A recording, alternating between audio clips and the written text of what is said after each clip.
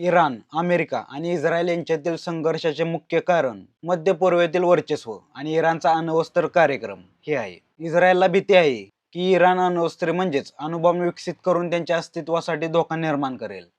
तर अमेरिका आपल्या मित्रराष्ट्रांच्या संरक्षणासाठी आणि तेलाच्या मार्गावर नियंत्रण ठेवण्यासाठी या वादात सक्रिय आहे. इराण थेट युद्धापेक्षा हमास आणि हिजबुल्ला सारख्या गटांमार्फत इस्रायलवर दबाव टाकतो. तर अमेरिका इराणवर कडक आर्थिक निर्बंध लादून त्यांची कोंडी करण्याचा प्रयत्न करतो.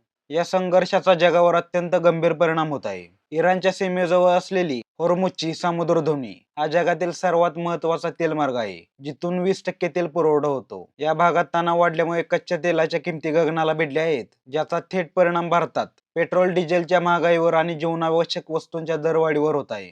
तसेच युद्धजन्य परिस्थितीमुळे आंतरराष्ट्रीय विमा कंपन्यांनी जहाजांचा विमा उतरवणे बंद केल्याने जागतिक व्यापार महागला असून शेअर बाजारात मोठी अस्थिरता निर्माण झाली आहे. थोडक्यात काय तर हे युद्ध केवळ 3 देशांचे नसून संपूर्ण जगाच्या अर्थव्यवस्थेला खिळखिळे करणारा एक मोठा जिओपॉलिटिकल गेम आहे. धन्यवाद.